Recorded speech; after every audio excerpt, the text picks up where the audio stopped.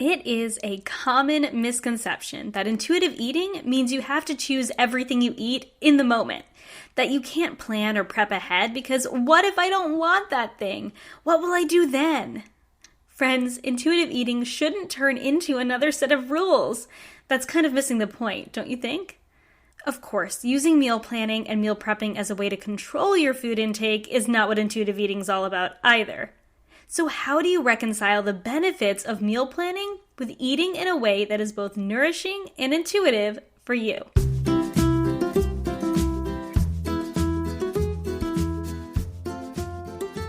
I'm Kristin Dovbniak, holistic nutritionist and mama of two, and this is the Healthy Balanced Mama podcast, a podcast about ditching the diet dogma, embracing intuitive eating, real food, and living healthy, happy, and whole.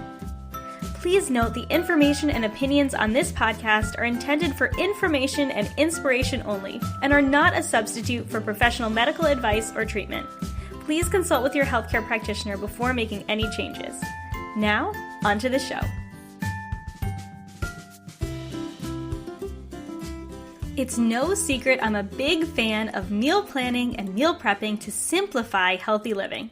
I wrote and filmed a whole video course on it, and I created my very own meal planner to help moms do just that.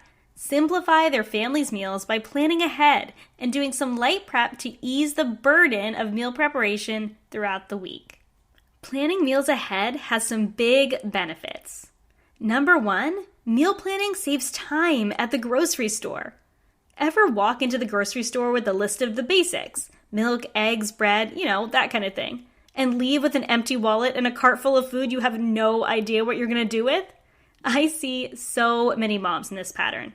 You think you have a rough idea of what you're going to make for the week, but whiny kids, shiny sales, and enticing packaging have you filling your cart with a myriad of ingredients that don't really create any actual meals, or at least nothing your kids will eat. Meal planning ahead of time can cut that grocery trip in half or less. By having a plan, you know exactly what you're going to put in your cart. You can budget better and get out of the store quicker to spend more time with your family or more time prepping. If you thought grocery shopping was exhausting enough, who has time to prep? Number two, meal planning takes the guesswork out of what's for dinner. If you leave the store with a cart like the one I described above, of course you're going to be opening and closing your fridge and staring blankly at your pantry, wondering what's for dinner. That is precious time, Mama. Time you could spend playing with your kids, throwing in a load of laundry. Real life isn't glamorous, but that load of laundry might mean extra time sitting on the couch to relax for a few minutes after the kids go to bed. Or actually making dinner.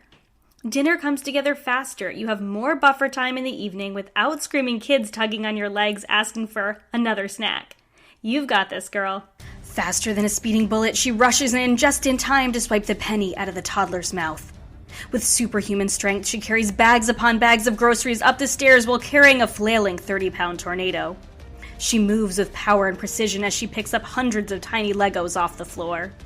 She rescues tiny humans from the dangers of monsters under the bed and the horrors of broccoli on their plate. She shows unique courage when she hears the words, "Uh-oh." With nearly all of her power poured into her family, she suits up at night for one more fight against Ben and Jerry. She falls into bed defeated as she prepares for another day of battle. She is a supermama. Her power? Keeping tiny humans alive. Her nemesis? Dinner time. Mama, you are a supermama, and I want to help you feel like one. I want to help you stop feeling defeated and start feeling energized and empowered in nourishing yourself and your family. Join me for my free 30-day You Are a Supermama mini challenge. Join the League of Supermamas at healthymamakris.com/supermama. The mission starts on April 1st. Number three, meal planning helps you create healthy meals for your family easily. Yes, I know I'm a nutritionist, so I know how to create healthy meals. I get told this all the time. But when we start from scratch and a cart full of random without a plan each and every week, we start getting tired of the what's for dinner game fast. We start to rely on convenience foods more than we ever thought we would. Frozen pizza, pasta, hot dogs, myself included. Meals become less balanced and more throw together because when life gets crazy, especially during the busy school months, We don't have the time to pull together a plan each and every night. So we rely on the easy stuff over and over, and it becomes a pattern.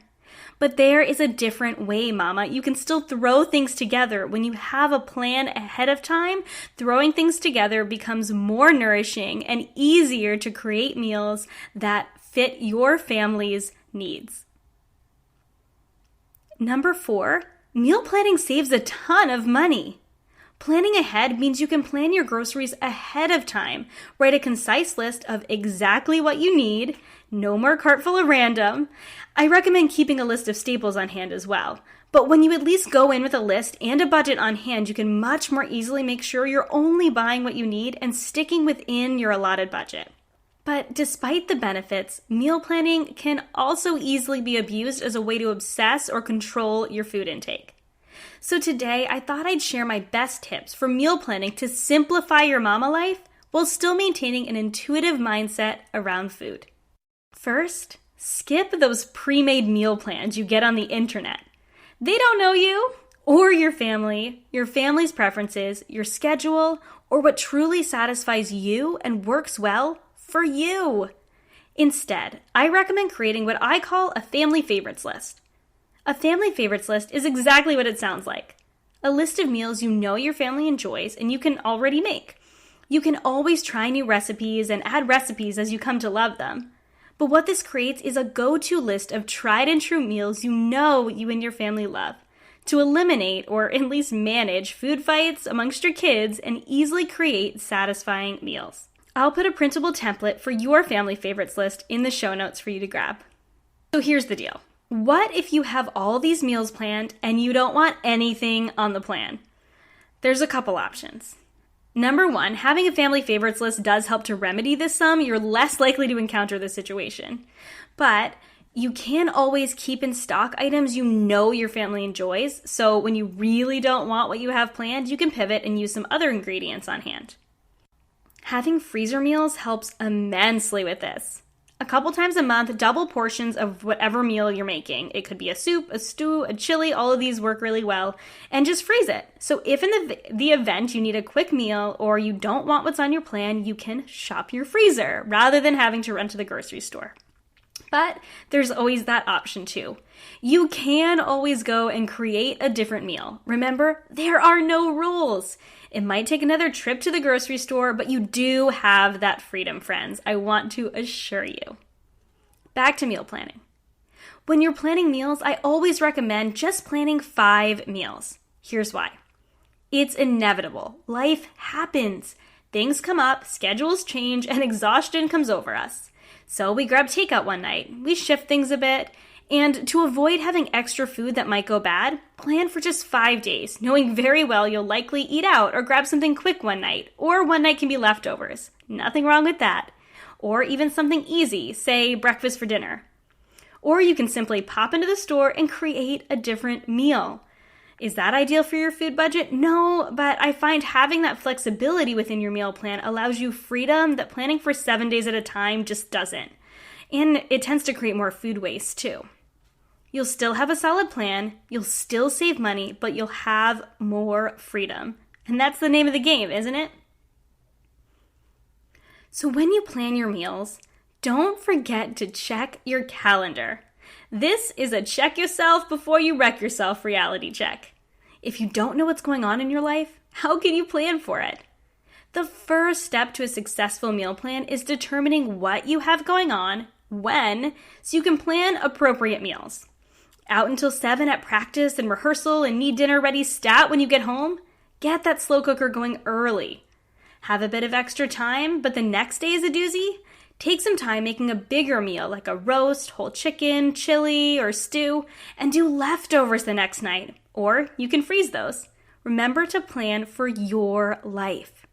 When you plan for your life, instead of following some arbitrary plan, meal planning becomes a form of self-care and giving to your family. You and your family will be nourished and satisfied with the foods you know make you feel the best, and you'll be a much less stressed mama in the process. This brings me to my next tip for planning in a way that works for you.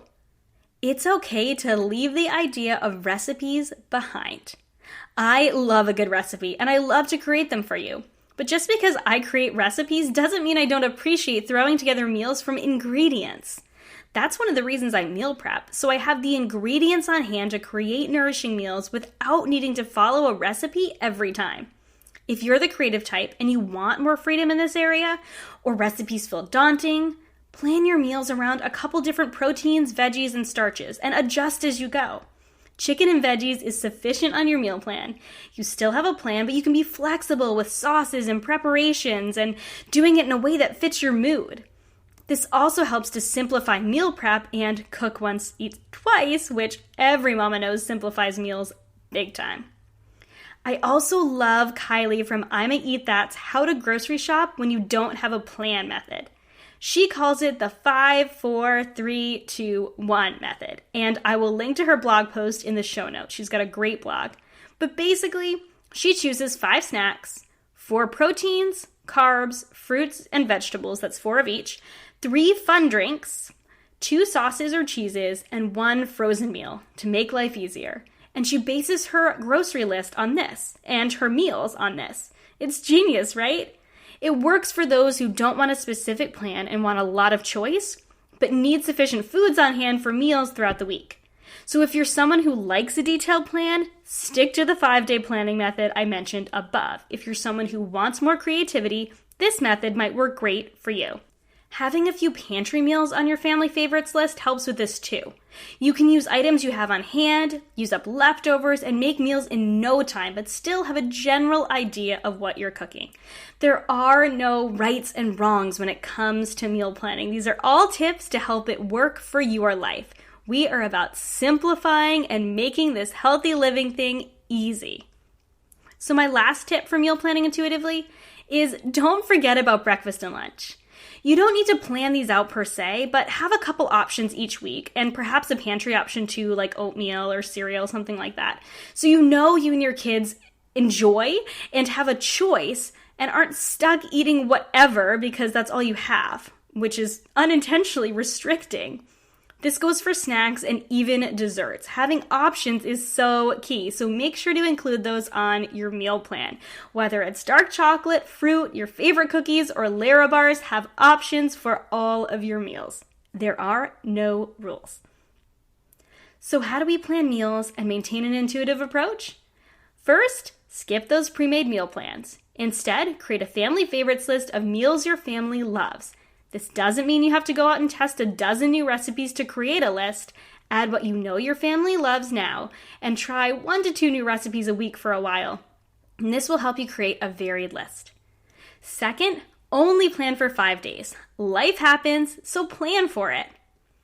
Third, check your calendar before creating your plan. So you're actually using meal planning for its intended purpose to simplify your mama life and provide your family with nourishing meals. Fourth, leave the recipes behind. It's okay to have a rough plan and skip the recipes in favor of choosing ingredients-based meals if recipes overwhelm you. It'll simplify cooking even more and make meal planning work for you.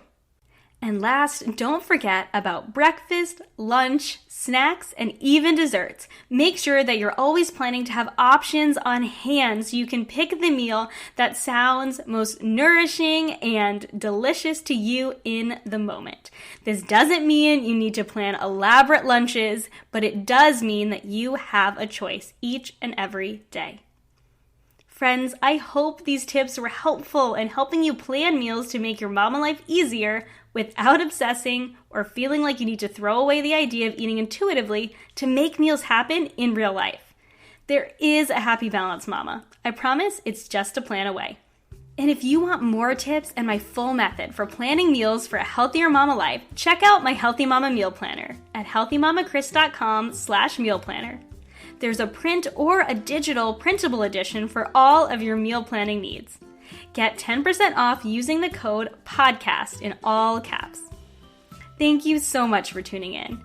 For show notes, all those links I mentioned, real food recipes, and more, visit healthymamakris.com. If you have questions for the podcast, want to set up an intuitive eating-based consult, or just want to chat, shoot me an email at chris@healthymamakris.com. If you liked this podcast, please hit the subscribe button so you'll see every episode. And if you loved it, go ahead and give it a review for me. Every subscribe and every 5-star review helps this podcast be seen and heard by more women that need to hear it. My hope is that you feel healthy, happy, and whole. Have a beautiful day, friends.